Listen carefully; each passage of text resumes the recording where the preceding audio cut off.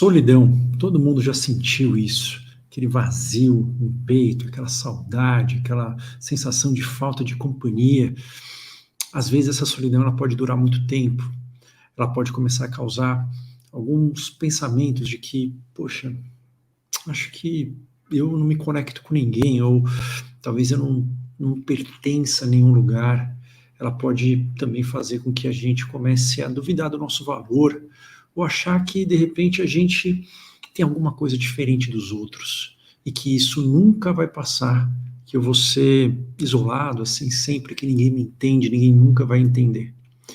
Fato é que a solidão é um dos principais fatores de risco para a depressão. Ela triplica a chance de depressão, mas elas não são iguais.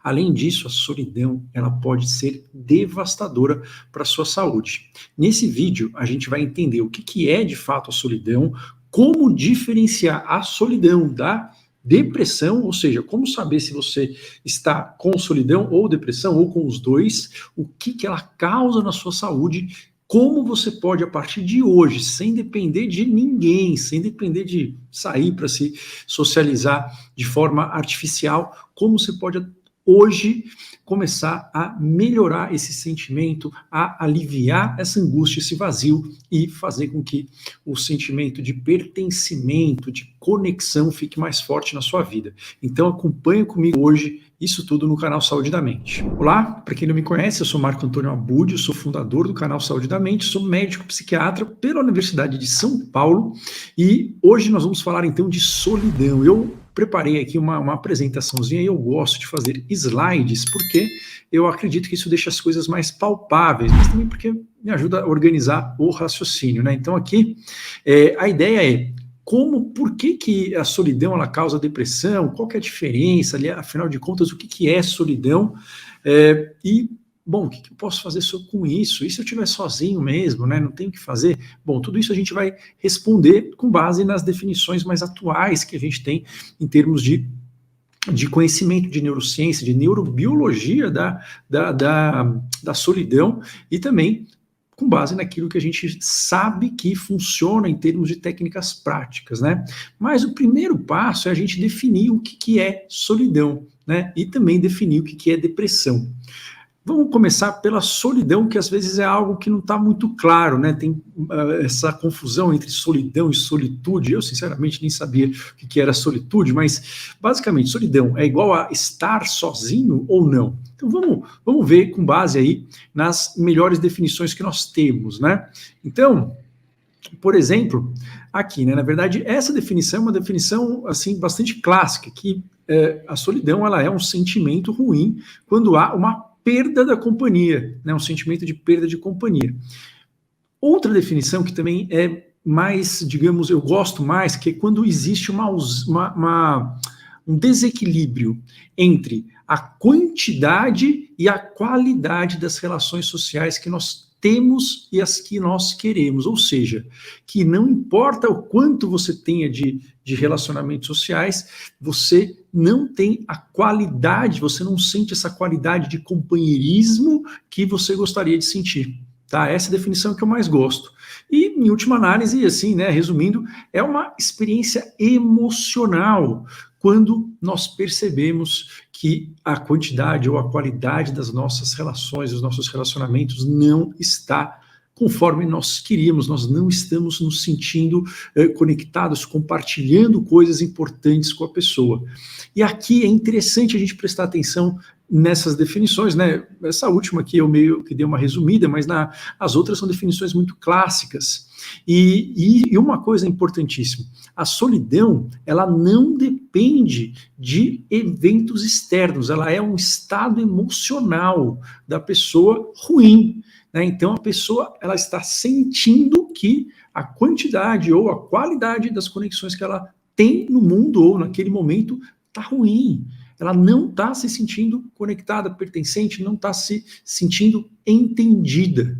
E isso pode ocorrer independentemente da quantidade de pessoas que faça parte da vida da pessoa ou não, né? Então, com isso, a gente já consegue fazer essa diferença entre o que é a solidão e o que é estar sozinho. Então, a solidão ela é diferente de estar sozinho, né? Aqui a gente pode ver, tem vários tipos de solidão, né? Normalmente divide-se em 3 tipos, mas não que isso seja tão importante, mas só para vocês saberem. A solidão existencial, que seria uma solidão mais ali, eu estou distante do mundo e das pessoas. A minha existência é diferente da dos outros.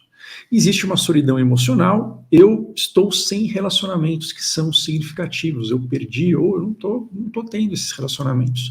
E uma solidão social, em que, assim, eu não tenho amigos, colegas, pessoas com quem eu consiga me identificar, eu não me sinto pertencente a nenhum grupo enfim, né, de pessoas dos quais eu convivo, nem no meu trabalho, nem no clube, nem no meu esporte, enfim, eu estou socialmente me sentindo distante das pessoas. Então, classicamente, tem essas 3 classificações: emocional, alguém, uma conexão significativa, em geral um relacionamento amoroso; conexão social, uma solidão social, eu não me conecto com os grupos dos quais eu faço parte; e essa solidão existencial, que eu não me conecto com as pessoas e com o mundo. Eu sou uma pessoa, assim, eu tô distante, digamos, ali num outro, digamos, existe um vidro de separação, existe um abismo entre eu e o mundo e as pessoas, eu estou distante, tá? Então a gente já vê que solidão é diferente de estar sozinho. Solidão é um sentimento de não pertencimento, um sentimento de não ser entendido e de não ter ninguém que possa compartilhar coisas e que possa estar ali pela gente, a gente possa estar ali pela pessoa, tá? Então isso é importantíssimo. E por que é importante? Porque isso também é diferente no nosso cérebro, tá? Isso daqui é algo que é bastante já conhecido nas últimas décadas, mas ainda é pouco divulgado. O fato é que não existe para o nosso cérebro diferença entre o que é uma agressão física do que é uma agressão psicológica, mental. Essa diferença ela caiu por terra a partir do momento que a gente começou a entender essa neurociência, neuroplasticidade, que são nomes que a gente vê por aí, mas basicamente o que isso quer dizer de forma muito simples é que o que nós fazemos, o que nós sentimos, as nossas conexões, elas alteram a parte física e química do cérebro da mesma forma que o contrário é verdadeiro, tá? Então, existe uma diferença cerebral, de funcionamento cerebral, entre você sentir solidão ou você está sozinho, né? E isso foi estudado aqui, tem esse acho que foi o trabalho mais recente da Nature, que é da neurobiologia da solidão, mas eu vou aqui dar uma resumidinha, né? Porque muitas informações naquele trabalho. Então, a ideia aqui é que... Opa, pronto. Então, aqui, ó, nós podemos ver, então, eu peguei 2 recortes, né, de um cérebro de pessoas que foram estudadas que têm a sensação de solidão e um outro de pessoas que têm, basicamente, uma falta de companhia, né? As que têm a falta de companhia, isso é um estudo de ressonância magnética funcional. Como assim? A gente não vê, teoricamente, só a estrutura do neurônio e também a gente não vê a química, né? A serotonina, a noradrenalina, até porque elas ficam em espacinhos muito pequenos. Mas a gente vê as áreas do cérebro que estão funcionando mais ou menos, tá? E existem 2 áreas aqui, ó, e quem já viu outros vídeos já está craque de saber, eu até vou colocar aqui a minha câmera mais pequenininha, que são essas áreas verdinhas aqui à esquerda, que eu fiz eu puxei aqui um risquinho e coloquei um outro cérebro. Essas áreas são áreas idênticas a áreas que estão presentes no cérebro depressivo, tá? Eu sei que essa questão da depressão ainda gera muita confusão, muita gente que assiste aqui o canal já sabe como que funciona isso, que tudo está integrado, mas esse tipo de alteração ela é comum no cérebro depressivo e também está presente em quem tem solidão sem depressão, que é uma alteração que gera pensamentos ruminativos. O que é isso, doutor Marco? Pensamentos ruminativos. Ruminação, né, é um termo basicamente que remete à questão da vaca, do boi, que eles ficam comendo grama e eles basicamente engolem e regurgitam aquilo, continuam ruminando, né? Coisa meio nojenta. Mas, do ponto de vista psicológico, ruminação nada mais é do que pensamentos repetitivos sobre as causas dos nossos sentimentos. Por que eu me sinto assim? Isso também contempla os nossos erros, os nossos arrependimentos, e isso sempre termina de uma forma em que você se sente péssimo, sem energia e sem resolver nada. Quer dizer o quê? Quer dizer que nós ficarmos pensando nos motivos pelos quais nós estamos nos sentindo sozinhos ou estamos sentindo qualquer sensação ruim, isso, se a gente fica por muito tempo, se a gente alimenta isso, vai fazer com que a gente se sinta pior. Nós não vamos nunca achar nenhuma causa real para aquilo. Se achar uma causa, depois vai mudar, a gente não vai conseguir provar, e normalmente a gente vai terminar focando em tudo que eu errei, em tudo que eu fiz de errado, em tudo que mostra o quanto que eu sou uma pessoa errada, uma pessoa sem valor, né?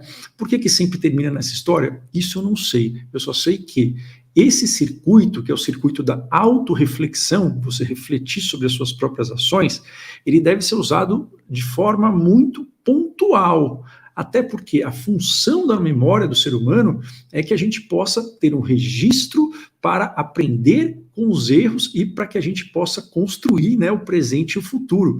Não é para a gente ficar alimentando isso. Só que em alguns casos, nos quadros depressivos, isso é impossível, é uma característica. Isso também está presente no quadro de solidão, e isso é a ruminação. A ruminação, ela está presente na quase totalidade dos quadros de depressão, e ela também é um fator de risco para a depressão. Pessoas que ruminam mais, que ficam pensando muito sobre questões autofilosóficas, elas tendem a ter um risco maior de depressão, tá? Mas não que seja errado isso. Mas, então, a gente entendeu que a solidão, ela é uma emoção de uma sensação de que as suas conexões não têm qualidade, e que existem áreas no cérebro das pessoas que têm solidão que são muito parecidas com o cérebro das pessoas que têm depressão. Mas será que não é a mesma coisa, então? Será que solidão e depressão não é igual? Não, não é. Aliás, é sempre importante definir depressão, porque apesar de eu falar bastante aqui no canal, e parece que todo mundo já sabe, mas não, ainda tem muita falta de informação sobre isso. Depressão é um diagnóstico médico. Esse diagnóstico, como todos os outros, eles foram inventados ali na década de 80, viu? Que foi feita essa padronização. Até então, cada um chamava de um jeito. Mas depressão, pelo conceito que nós temos, e esse conceito ele é bastante estável, ele não mudou ao longo do tempo, ela não tem a ver com excesso de tristeza. Isso é um erro, tá? E é um erro tanto conceitual quanto é um erro de tratamento, porque se a gente trata a depressão para você ficar menos triste, você vai ficar no máximo anestesiado, mas você não vai melhorar e não vai recuperar a vida. A definição, né, de depressão obrigatoriamente tem que haver uma queda da sensibilidade ao prazer, ou seja, você não consegue sentir prazer nas coisas que você gostava antes, uma queda no interesse, na vontade, você não consegue projetar que tem algo ali que pode ser legal, você tem como se fosse uma falta de prazer antecipatória, você já sabe que vai ser chato. Então, desinteresse, falta de prazer e um humor caído por mais de 2 semanas na maioria dos dias. Humor caído quer dizer o quê? Humor, basicamente, pela definição que a gente tem mais útil, é o nível de energia física, o nível de energia mental, ou seja, tudo está cansativo para você fazer, mexer o corpo é cansativo, fazer atividades mentais que exigem esforço, raciocínio, concentração, decisão, está muito difícil. Tá? Então, falta de prazer, de interesse, queda de energia física e mental, isso é basicamente o sintoma-chave da depressão. Hoje em dia a gente chama isso de um modo cerebral das emoções positivas que está anestesiado. Eu não consigo nem sentir prazer, eu não consigo projetar, antecipar o prazer, e a pessoa com depressão não consegue lembrar que existe prazer no mundo e que ela consegue lidar com as dificuldades, ela não lembra das vitórias e das conquistas. Então, é um déficit no gostar, no desejar e no lembrar. Isso é uma anestesia das emoções positivas e vem com essa sensação de cansaço. A solidão já não, no caso de que a pessoa, na solidão, o foco principal é, de fato, essa ausência, essa sensação de que, poxa, eu não tenho ninguém para compartilhar comigo as coisas, ninguém em quem eu possa confiar, ninguém em que eu posso demonstrar o meu lado frágil, eu sei que a pessoa vai estar lá e vice-versa. Não tem essa reciprocidade, mas ela não é generalizada para todas as atividades. A depressão é para todas as atividades, desde escovar o dente é difícil, pensar a roupa que você vai trocar é difícil, levantar da cama é algo insuportável, trabalhar, muitas pessoas vão trabalhando, tentam colocar aquele sorriso e disfarçar, porque tem muito preconceito, mas assim, é exaustivo. Tá?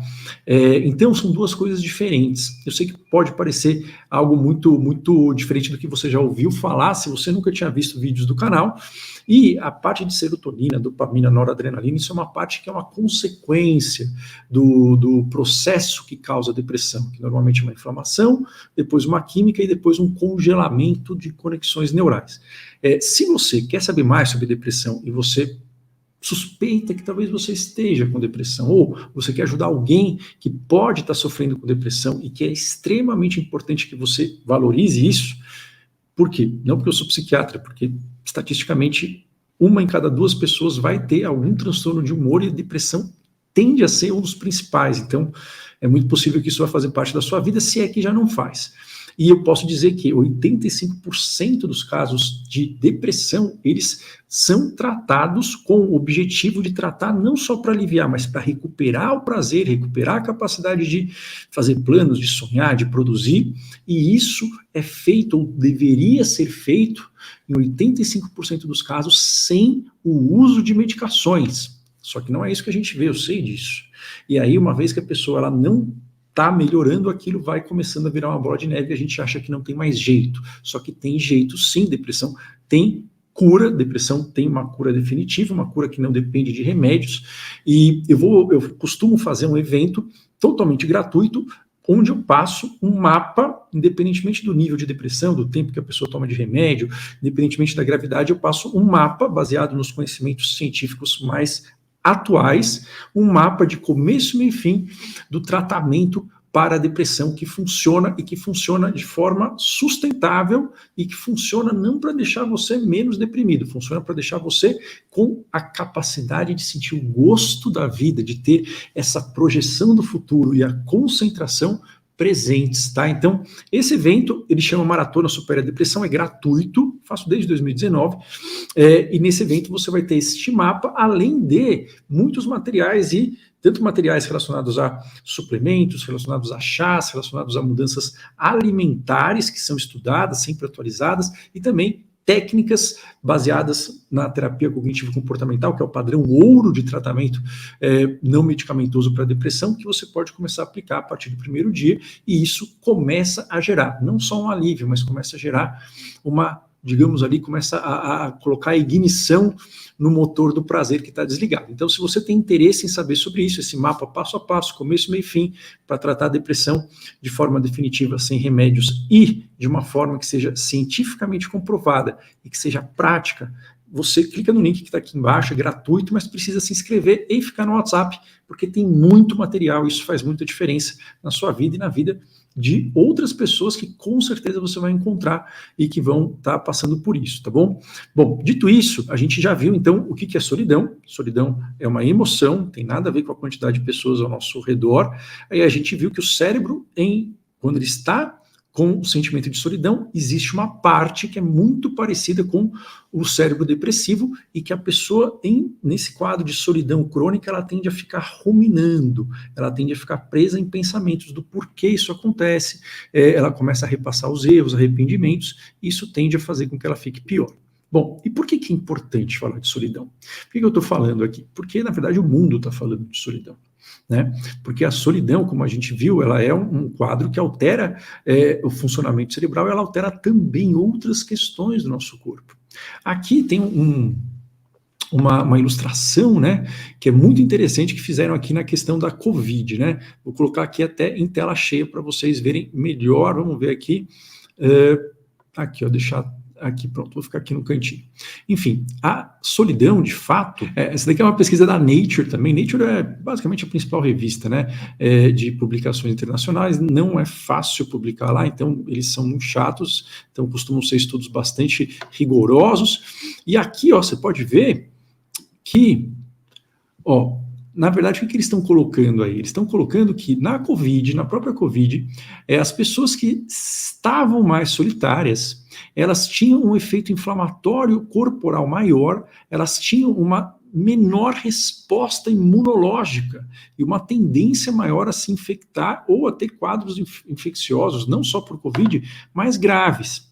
A partir do momento em que a pessoa consegue ter esse tipo de conexão, é que eles colocaram, né, tanto com pessoas quanto com animais também, esse tipo de conexão, além de liberar a ocitocina, que todo mundo fala, que é uma questão que ocorre mesmo, não, mas além disso, ela altera o nosso sistema imunológico e inflamatório, e ela faz com que a gente tenha uma resistência imunológica e uma prevenção de infecções, de resfriado muito melhor. Então, por exemplo, na pandemia, combate à solidão, eu sei que foi difícil também, né? Mas hoje, nós combatermos esse sentimento de solidão, isso faz com que as pessoas adoeçam menos, com que elas tenham menos quadros inflamatórios, isso faz com que a saúde cerebral e a saúde física dela fique melhor. E isso é extremamente comprovado, isso não há dúvidas. Então, a solidão, ela gera um estado inflamatório global e gera uma redução da sua resposta imunológica. Mas não é só isso, tá? A solidão, ela também está associada a alguns desfechos ruins. Então, a gente sabe que a solidão sem depressão está associada à morte prematura. Teve esse pesquisador, na verdade, ele fez, se eu não me engano, 2 ou 3 pesquisas muito grandes com pessoas com depressão. Essa daí que eu estou citando foram com 308 mil pessoas ao longo de 7 anos e meio. Haja verba e haja paciência, né? Mas que bom que tem essas pessoas que fazem isso, porque isso é importantíssimo, uma informação muito valiosa, porque a gente consegue ver o desenvolvimento das coisas, né? E o que ele viu, isso é impressionante, é uma coisa que não se fala, na verdade, né? Aliás, se fala de uma forma, eu acho que extremamente boba e superficial, mas que esse sentimento de solidão, existem escalas para medir isso, ele provoca danos à sua saúde mais intensos do que a obesidade, do que tabagismo e do que o consumo excessivo de álcool e da própria poluição da vida urbana. Então, ele é um fator de risco para morte precoce, mais do que obesidade, mais do que tabagismo, mais do que consumo de álcool excessivo e mais do que ficar aí em ambientes poluídos, numa vida urbana, sem contato com a natureza. A solidão, ela mata mais ou mais precocemente do que isso. E eu não estou falando aqui para te assustar, meu Deus, como é que eu faço para deixar de ser sozinho? Não, nada disso, mas para a gente entender que, assim, isso é válido, é um sofrimento extremamente válido. Ele é invisível e ainda recebe muito julgamento. Só que isso tudo você pode checar e você pode pegar depois ali, dar uma olhada no nome do cara, que é bem estranho, e ver isso. E isso está publicado nas maiores revistas internacionais, a gente não tem dúvida disso. Por isso que o mundo precisa combater isso, né? Então, pessoas que têm sentimentos de solidão crônica, elas têm de 23 a 26% maior chance de mortalidade precoce. E em 2021, foi feita uma pesquisa pelo Instituto Ipsos, e nessa pesquisa o Brasil ele foi o primeiro lugar em termos de porcentagem da população que sente solidão com muita frequência. Então, é algo que a gente tem que ficar atento. Por quê? Porque a gente consegue mudar isso, e se a gente conseguir combater isso, a gente previne quadros depressivos, ou então, se a pessoa já está num quadro depressivo, é fundamental que esse senso de pertencimento comece a ser abordado desde o início. E eu sei que não é fácil, porque o mundo não é fácil, mas ele não é tão ruim quanto a lente depressiva diz pra gente. Bom, além disso, ela está associada a um aumento de risco de infarto. Na verdade, a depressão, ela se não é o maior, é um dos maiores fatores de risco para infarto. Eu digo isso porque eu trabalhava voluntariamente, mas não deixa de trabalho. Eu participava de um grupo de pesquisas, né, lá no Hospital das Clínicas, no HC, depois que a gente se forma, né, a gente fica ali, às vezes, a gente também está meio inseguro, né, em termos de atendimento, apesar de que eu fazia bastante coisa, mas eu gostava lá. E era um grupo de interconsultas. Interconsulta é o quê? Quando outras especialidades do HC, do Hospital das Clínicas, que é gigantesco, elas chamam o psiquiatra para ir lá atender. E aí você tem que correlacionar e avaliar a parte clínica, a parte psiquiátrica, enfim. Nessa época aí, que já faz alguns anos, de fato, a depressão ela era o maior fator de risco para infarto. Eu não sei exatamente se mudou ou não, mas com certeza ela está entre os maiores fatores de risco. Mas a solidão também está, né? Então ela tem aumenta em 29%, um terço a mais de risco de infarto e também 32% a mais de risco de AVC, como qualquer doença inflamatória, tá? Então ela gera inflamação. O ser humano não foi feito para ter esse sentimento. Esse sentimento é altamente agressivo para a nossa espécie, ele está associado a pouca sobrevivência, tá?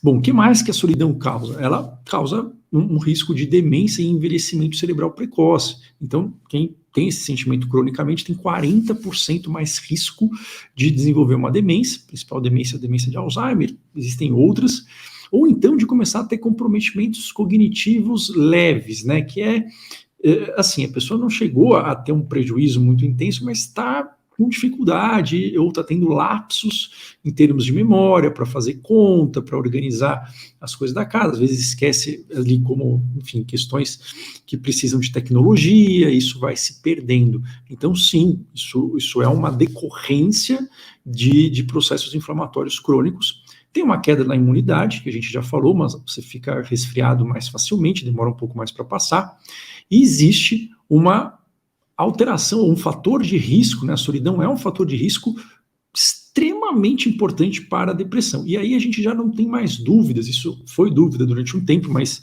devido a esses estudos que foram feitos com muito dinheiro e muita paciência, foi visto que, de fato, a solidão ela é um fator de risco, ela precede a depressão. E pessoas que sentem solidão cronicamente, elas têm, no mínimo, 3 vezes mais risco de desenvolver depressão do que as pessoas que não têm isso. Na pandemia, de fato, as pessoas que reportavam mais sentimento de solidão, elas apresentaram 11 a 17% mais risco de ter quadros depressivos ou ansiosos, mas era também um ambiente totalmente, né, atípico. Agora, é um dos principais fatores de risco, né? Depois da insônia, outro fator de risco maior do que esse não existe, porque o ser humano ele se alimenta de relações sociais, de relações que deem a sensação de que eu estou ali no meu grupo, que eu estou ali naquele grupo que está lá por mim, né? Então, sim, isso é algo que não há dúvidas, e a gente combater a solidão, a gente também vai, então, além de melhorar toda a saúde física, também prevenir depressão, que é uma doença que é altamente incapacitante. Agora, a própria depressão, né, ela também faz com que a solidão fique potencializada ali, enfim, a quarta potência, né, ao cubo, ela amplifica, intensifica a solidão e vira uma solidão generalizada.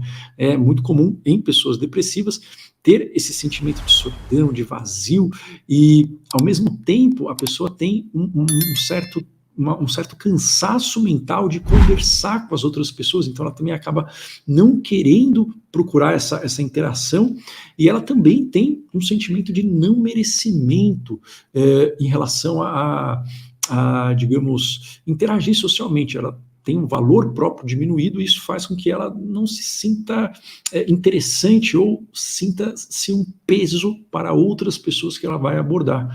Então, a solidão é um fator de risco, é um dos principais marcadores de depressão futura, mas uma vez que a depressão começa, é muito difícil que não haja um componente de solidão importante, não é um sintoma-chave, mas é comum que haja, associado a esse sentimento de que você não tem valor, que seria uma menos-valia, uma autoestima absurdamente diminuída, e isso, enfim, deixaria você uma pessoa não interessante, também com essa dificuldade em prestar atenção por muito tempo em qualquer conversa, e isso vai fazendo com que a pessoa se isole e vai piorando o quadro, né? Então, elas têm relações, mas a gente sabe sim que a solidão, ela vem primeiro do que a depressão ela simplesmente potencializa isso de uma forma, enfim, altamente, vamos colocar, explosiva, assim, né? Fica uma solidão que é uma solidão eterna.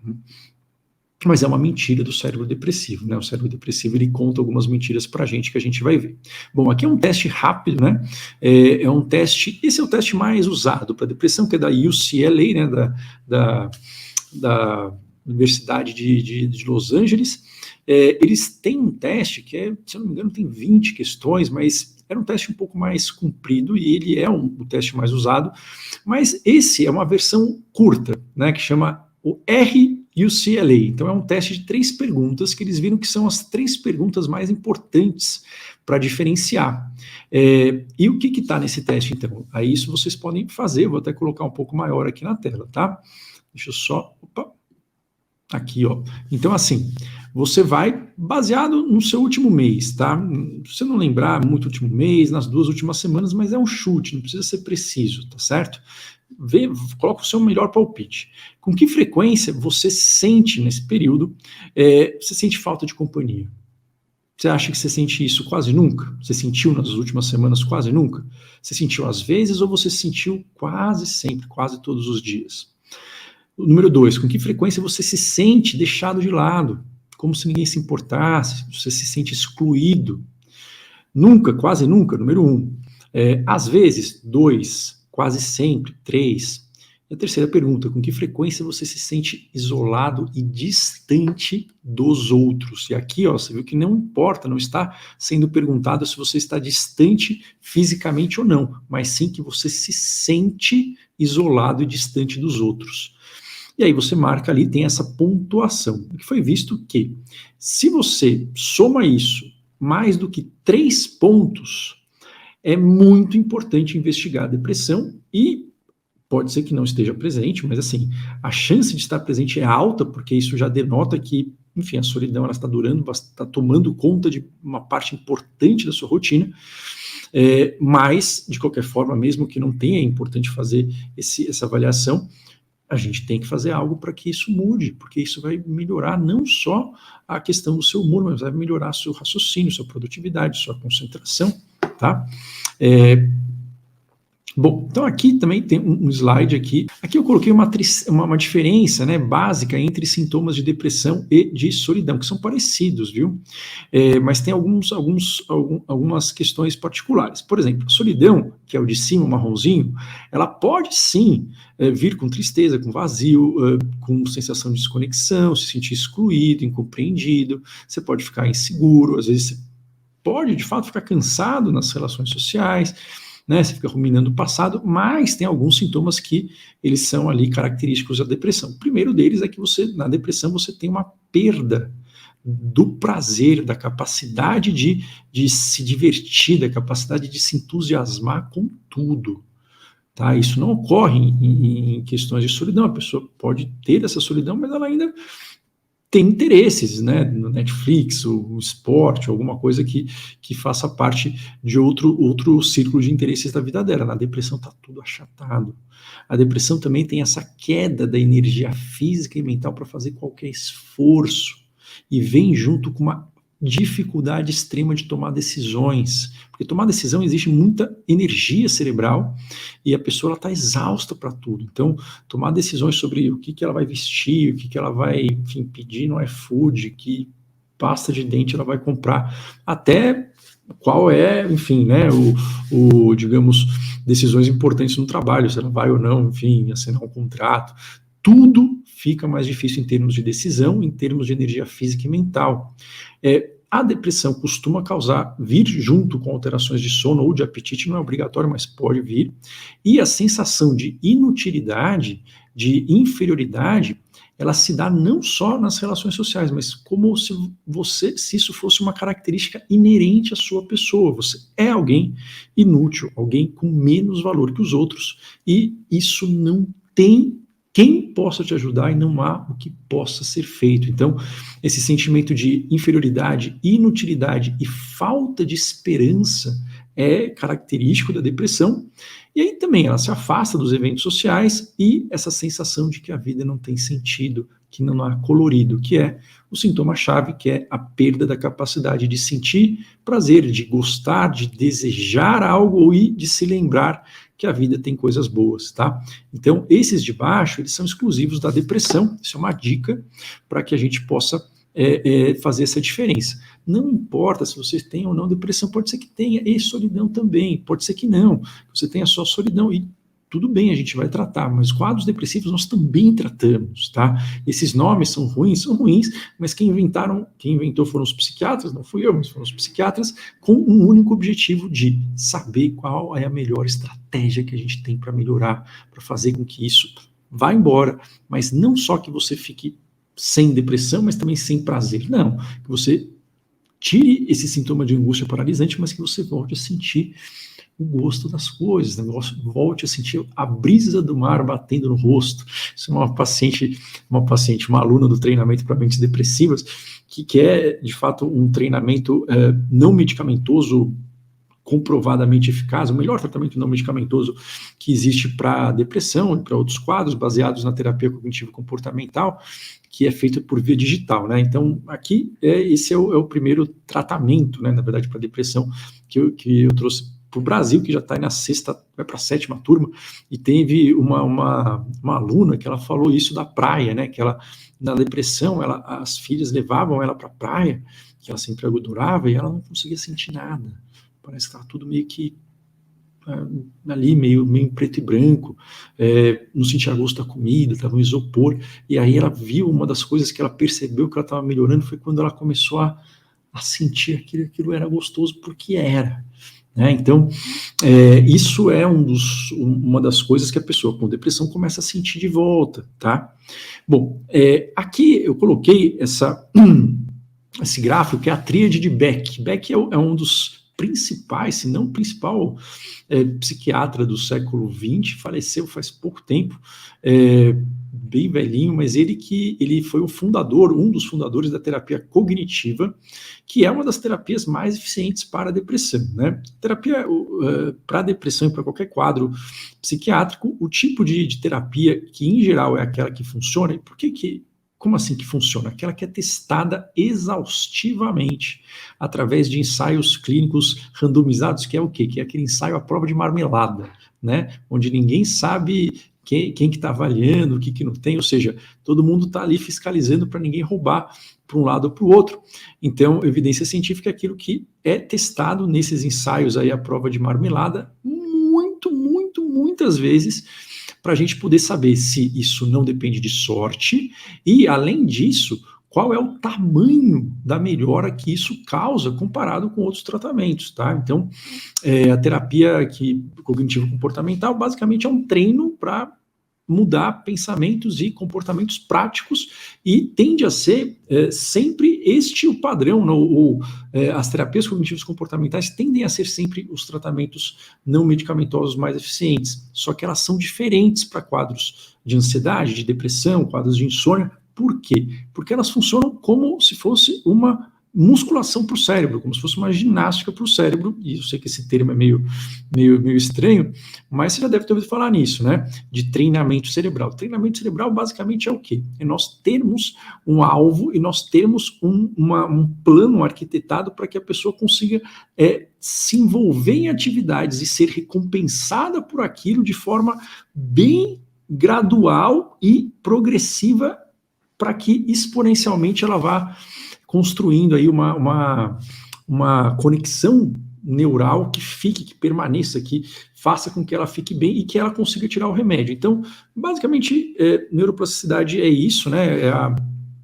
Uma musculação direcionada para o sintoma específico. Então, é igual fazer academia. Então, TCC quer dizer o quê? Academia. Tá? Academia você pode ir lá para fazer aeróbico, pode malhar o braço, pode malhar a perna, mas se você malha o braço, não necessariamente vai ficar com a perna grossa, né?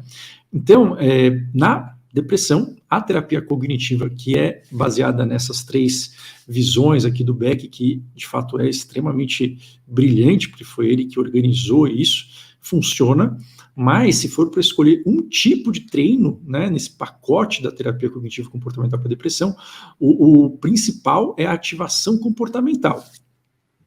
caso, né, você queira fazer a melhor terapia cognitivo comportamental, você faz a ativação comportamental, que é o quê? Que é reativar o circuito do prazer, e isso também tem que ser mudado, tá? Mas o circuito do prazer sendo reativado, isso digamos, o pilar fundamental da terapia para depressão. Mas o que o Beck viu? O Beck, ele é de Yale, né?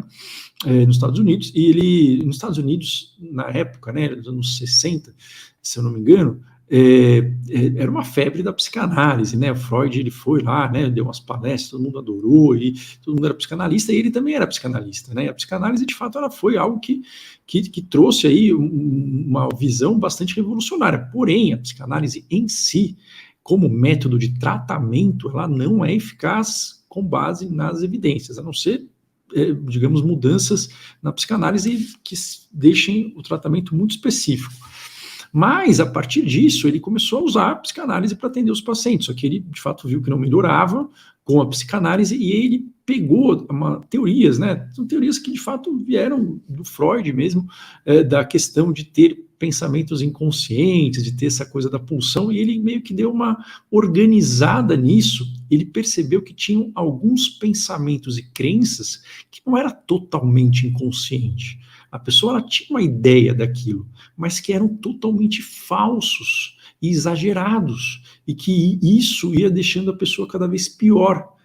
Então é como se ele pegou, né, a psicanálise e ele remodelou de um jeito que foi testado e que funcionou muito, né? E a gente usa até hoje. Então o que ele viu, né? Essa ideia é chamada de tríade de Beck, que as pessoas com depressão elas vão ter 3 alterações na forma como elas veem o mundo, a elas mesmas e as pessoas. Então o seu pensamento em depressão ele está distorcido. Você deve duvidar dele o máximo que puder. Tá? Então existe uma visão negativa do mundo e das pessoas. Então, por exemplo, todos me odeiam, todos me acham fraco, porque eu sou inútil. Uma visão negativa do próprio futuro, eu nunca vou ser bom em nada. E uma visão negativa em relação a si mesmo. Eu sou um peso, eu sou alguém sem valor. Tá? Isso digamos, a base do conceito de crenças, do conceito de pensamentos negativos automáticos, tá? Foi daí que surgiu, tudo que você ouviu falar de crenças limitantes, qualquer coisa desse gênero, foram coisas que, basicamente, pessoas pegaram e adaptaram disso daí, fizeram marketing melhor, mas aí que surgiu isso. E isso não quer dizer que a pessoa acredita de verdade nisso. Isso é um produto da depressão. Todos nós temos, né, momentos em que a gente se acha meio inferior ou não, momentos em que a gente acha que, pô, será que vai dar certo, será que não? Então, assim, isso está presente em todo mundo. O problema é que na depressão é só isso que está presente. A parte do otimismo, ou conseguir fazer logo, a chance de eu conseguir de novo é maior, essa parte está anestesiada. Então, isso é a tríade de Beck, e com base nisso, a solidão ela é potencializada ao extremo. Por quê? Porque aí não vira uma solidão por falta de companhia, vira uma solidão por falta de merecimento como pessoa e que não tem como mudar, tá? Mas a boa notícia é que a gente consegue mudar tudo isso porque o nosso cérebro ele é muito plástico, perdão. Agora, na prática, vamos ver coisas que você pode começar a fazer agora, tá? Então, isso a gente já descobriu que não adianta também pegar você e dar orientação e falar, vai ali na festa, vai no clube, anda por ali, fica perto das pessoas. Isso provavelmente ninguém vai fazer e não vai funcionar por muito tempo. Claro que ficar perto de pessoas, em geral, é melhor do que ficar distante, mas assim, não é isso que muda a sensação de solidão, né?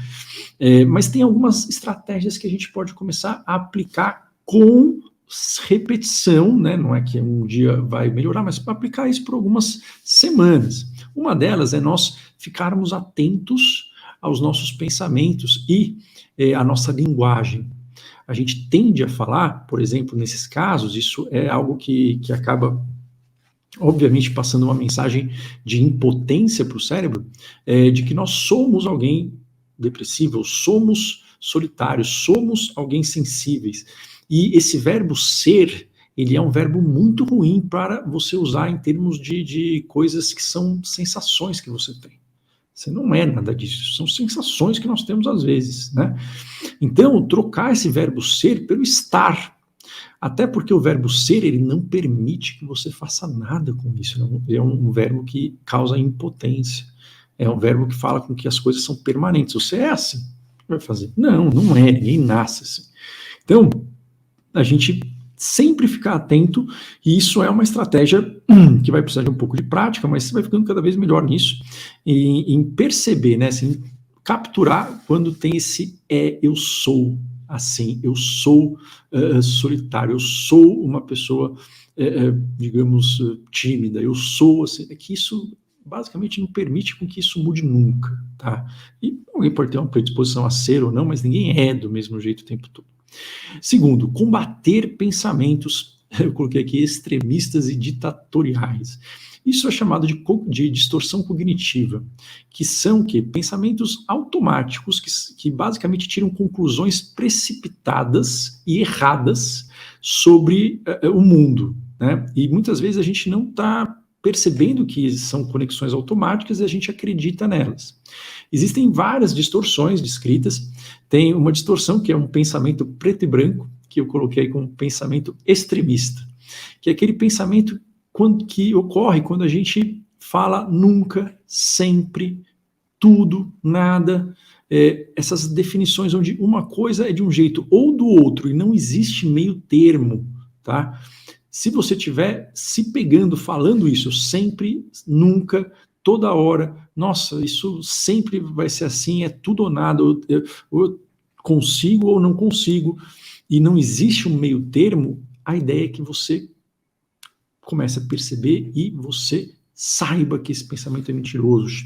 A ideia é que você, digamos, duvide dele, e claro, tem outras estratégias mais avançadas para você poder ir amolecendo e trocando isso, mas assim, se você conseguir perceber e perceber que ele é falso, ele já diminui um pouquinho de poder, e esses são os pensamentos mais comuns, né, em termos de quadros de solidão. Na depressão também tem, mas tem outros presentes. Pensamentos ditatoriais, que seriam pensamentos que em inglês são shoulds, que seria, aqui em português seriam deveres, obrigações, mas eu coloquei pensamentos ditatoriais, são pensamentos que mandam você, que eles dizem o que você tem que fazer, o que você deve fazer. Então eles dão ordens para você. Claro que eles estão na nossa cabeça, né? Mas todo pensamento que a gente tem, que ele diz, tenho que, enfim, conseguir fazer isso, ou tenho que melhorar, tenho que ser uma pessoa produtiva. Isso não há outra possibilidade senão de deixar você mais ansioso, mais cansado e se sentindo pior. Você vai produzir menos. Mas a gente faz isso sim. Não é sua culpa, e a gente pode fazer isso também em outros momentos. É que nesse momento, isso está tendo um peso muito grande. E o fato é que, assim, no fundo, você não tem que fazer nada, né? Isso daqui não é sua culpa e não existe mais cobrança. E esse pensamento ele serve simplesmente para deixar você pior. Terceiro, colocar um foco, né, na qualidade das suas conexões e não na quantidade. Isso que é extremamente importante. Até coloquei aqui esse estudo, né, que a respeito do isolamento social na era da Covid, e aí eles pegaram perfis, né, de Instagram ali, eles falaram que, assim, 150 pessoas no máximo é o que é possível haver alguma interação em termos de redes sociais. Você não consegue ter o mínimo de reciprocidade com mais do que esse círculo, sendo que é um círculo que eu achei muito grande já, viu? Mas eu acreditei que era menos. Mas, assim, além disso, assim, é impossível e não é nem preciso. Mas a ideia é que, então, a gente precisa de qualidade. Qualidade é o quê? São pessoas que compartilham coisas com a gente, pessoas que dividem trabalho, que fazem com que a gente consiga não se sentir culpado, que não julgam, e principalmente pessoas que estão ali mais mão na massa com a gente quando a coisa apertar, né? Claro que é difícil estabelecer uma relação assim, mas se você estabelecer uma relação com alguém com quem você já tem um ponto em comum, ou um projeto em comum, isso já dá uma sensação de pertencimento muito maior, tá? E a solidão causa isso, e caso você também, né, queira enfim, um argumento lógico, e se você está vendo esse vídeo, você vê que esse canal fala somente de psiquiatria e ele tem bastante gente, então quer dizer que você está longe de estar sozinho, mas isso também é uma das vantagens, né, dos grupos da maratona, do próprio treinamento. Por quê? Porque é uma coisa que a gente vê que nós estamos no mesmo barco, tá? Pior do que sofrer é sofrer sozinho, e aí a gente, entendendo que tem pessoas que são fortes, pessoas que têm várias histórias de vida e que estão passando por coisas parecidas e que estão em busca de um tratamento, isso é algo que muda realmente o jogo, no sentido de que você vai provando, e o nosso cérebro ele gosta, ele não consegue entrar em contradição, você vai provando para o seu cérebro que você não é alguém defeituoso. Por isso que os grupos também, tanto dos treinamentos quanto mesmo da maratona, são coisas que são muito bacanas nesse aspecto. Nós não estamos sozinhos, apesar da nossa cabeça mentir para a gente que tá? Então eu sugiro que, se você tem interesse em conhecer mais realmente sobre isso e ver como é um tratamento padrão ouro, qual que é a real causa, saber quais são os suplementos, quais são as atividades que de fato melhoram, eu sugiro você se inscrever aqui no link na maratona, tá? Que mais que a gente começar? Atividades. Então, atividades. O princípio de você aumentar o seu número de atividades em relação à solidão não é você ter as atividades nas quais você espera fazer amizades ou conhecer pessoas legais. Não. Por quê? Porque essa expectativa é uma expectativa que sempre dá errado, uma autoprofecia que se realiza. Na verdade, quanto mais a gente está querendo isso, enfim, mais a gente vai perceber detalhes e vai se sentir julgado e nervoso, menos vai dar certo, tá? Não é isso, a gente não tem que ter isso como foco, isso é algo que, no fundo, a gente sabe, isso é uma receita pro desastre, mas sim, atividades que você gosta de fazer, ou pelo menos que você acha que você gosta, ou que você gostaria de experimentar. De preferência, atividades que envolvam esportes, que envolvam jogos em geral, que envolvam algum tipo de cooperação, né? Então, vamos pensar aí, tem questões de clubes, às vezes tem isso, mas, por exemplo, jogos online tem também, né? Não é uma coisa também que a gente sabe exatamente o impacto, mas parece que não é tão ruim. Agora, por exemplo, fazer atividades que você precisa cooperar com alguém, né? Precisa formar times, isso pode ocorrer em cursos, pode ocorrer até em mutirões de trabalho voluntário, ou mesmo artesanato beneficente. São atividades em que está tendo uma cooperação, né? Está tendo um time formado para fazer algo, um objetivo comum. Isso tende a dar para você uma sensação de pertencimento e diminuir a solidão, mesmo que você não fale com ninguém, só pelo fato de que você está lá junto, trabalhando, e você está nessa sensação de time, porque o ser humano é meio que impregnado, a gente tem isso impregnado no nosso DNA, tá? E uma outra coisa, isso ajuda tanto a pessoa, mas ajuda principalmente a você. Você começar a exercer, ou vamos dizer assim, né, a treinar a gentileza. Gentileza é um das emoções positivas que está associado a bem-estar, e uma forma simples de treinar a gentileza com o outro, tá? É muito mais fácil fazer com o outro do que com a gente mesmo. É com relações a interações que você tem no dia a dia. Então, a pessoa do restaurante que você come, a pessoa que, enfim, abriu a porta para você, pequenos atos de gentileza, não precisa nem comprar coisas para ela, falando assim, de você agradecer assim, de verdade, de ter, digamos, uma interação social agradável com essas pessoas. Isso é um treino de gentileza. Claro que não é isso que vai fazer você ficar menos sozinha, não, mas com certeza você vai se sentir melhor. Porque quando a gente trata os outros com esse tipo de postura, a pessoa que gera gentileza costuma ter mais benefícios do que a pessoa que recebe. A maior liberação de endorfinas quando você é gentil com o outro do que quando alguém é gentil com você, porque nós somos feitos assim. Tá? E isso você pode começar em pequenas interações cotidianas, a pessoa do entregador do iFood, a pessoa porteiro, pode ser a pessoa que está lá junto com você esperando o ônibus, não sei.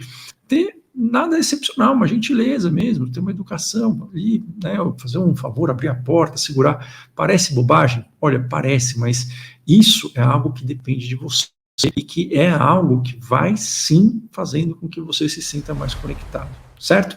Bom, espero que tenha ajudado esse vídeo, compartilhe esse vídeo com o máximo de pessoas que você puder. Por quê? Porque estamos numa avalanche de problemas relacionados à saúde mental, uma avalanche de solidão e informações, uma escassez de informações que levem a alguma solução, né? Mas tudo isso eu estou falando aqui para você se conscientizar, não se julgar, e tudo isso tem saída. Isso tudo são armadilhas em que o nosso cérebro fica preso, e muito devido também ao mundo atual. Tá? E a ideia é que explicação que não gera solução não merece a sua atenção. Aqui, claro, eu dei algumas dicas, não consigo falar tudo de uma vez, até porque fica uma coisa aérea no ar, mas assim, para tudo isso tem como nós conseguirmos estratégias que estão cada vez mais eficazes para que a gente possa abordar, e basicamente a maioria desses quadros, aliás, tudo que a gente falou hoje não se trata com remédios também, tá? E caso você queira saber mais sobre isso, eu convido você a se inscrever na maratona, mas compartilha, porque com certeza, muitas pessoas estão precisando de ter pelo menos uma luz ou uma informação que dê alguma direção para elas, né? Pelo menos 50% das pessoas no Brasil, certo? E existe esperança, e você não está sozinho, por mais que a sua cabeça minta falando sobre isso. Um abraço, até o próximo vídeo. Tchau, tchau.